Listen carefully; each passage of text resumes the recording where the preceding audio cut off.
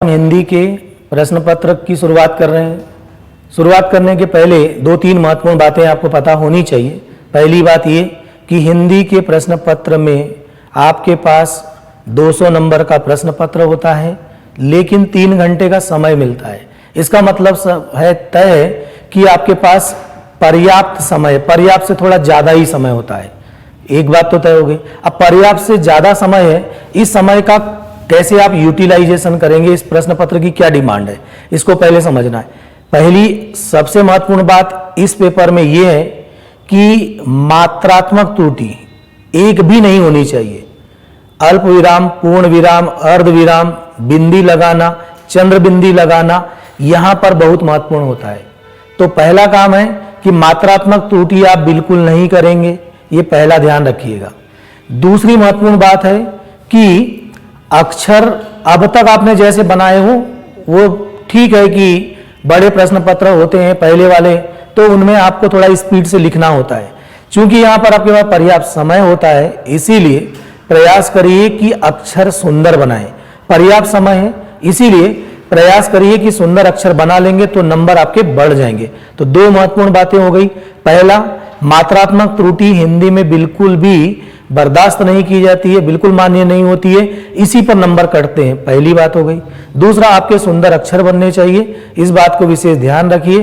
और प्रयास करिए कि जो भी आप आंसर लिखते हैं, चाहे वो 3 नंबर वाले हों या 2 नंबर वाले हों, तो प्रयास ये करना है कि हर किसी में एक उदाहरण आपको लिखते आना चाहिए। यदि आप इसमें एक एक उदाहरण लिखते हैं तो आपको 3 नंबर का अगर है 2019 वालों के लिए तो 3 में 3 नंबर मिलेगा, और 2020 वाले अगर हैं उनको 2 नंबर का क्वेश्चन आ रहा है तो उनको भी पूरे पे पूरे नंबर मिलेंगे। ठीक है। अब अगली बात करते हैं कि इस प्रश्न पत्र में 10 प्रश्न आने वाले हैं। एक एक प्रश्न पर हम चर्चा करेंगे और उसी खंड को लेकर के उसी बिंदु पर पूरी चर्चा हमारी होगी। तो आज हम पहले जो पहला प्रश्न आता है आपको उस पहले प्रश्न पर बात करें। पहला प्रश्न जो 2019 के लिए जो पहला प्रश्न पत्र आएगा उसमें प्रश्न नंबर पहला जो है वो व्याकरण, हिंदी का विकास, संवैधानिक प्रावधान पर क्वेश्चन होगा। 3 भाग है। व्याकरण से संबंधित प्रश्न आएगा, हिंदी के विकास पर प्रश्न होता है और उसके संवैधानिक प्रावधान पर होता है। आज हम और इस पूरे पर आपको 20 क्वेश्चन आते हैं। 20 क्वेश्चन 3-3 नंबर के होते हैं, यानी 60 नंबर का क्वेश्चन होगा यदि 2019 वाले हैं। यदि 2020 में इसी सिलेबस में 20 की जगह 25 क्वेश्चन कर दिए गए, 3 नंबर के ही क्वेश्चन है और 75 नंबर कर दिया गया। पहला इतना सा बदलाव है। ठीक है। तो उसमें भी व्याकरण, हिंदी का विकास और संवैधानिक प्रावधान है।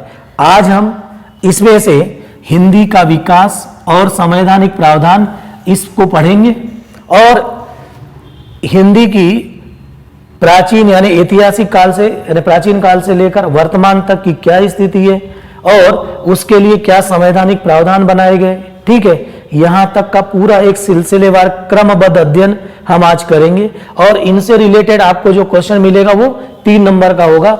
यहां पर क्वेश्चन 3 नंबर के 4 या 5 क्वेश्चन मिल जाते हैं, कभी 6-7 क्वेश्चन भी इसी से आ जाते हैं। इसीलिए ये पहली क्लास आपके लिए बहुत इंपॉर्टेंट है, इस बात को ध्यान रखिएगा। अभी हम केवल प्रश्न नंबर पहले पर ही बातचीत कर रहे हैं, इस बात को ध्यान रखिए। ठीक है ना। और इसमें अभी हिंदी का विकास और संवैधानिक प्रावधान जो 3 नंबर के प्रश्न आएंगे उस पर हम बातचीत कर रहे हैं। कहां से क्वेश्चन बनते हैं, किस प्रकार से आंसर लिखना है, ये सब हम आपको क्रम से बता देंगे। ठीक है। और इसको आप ध्यान रखिएगा।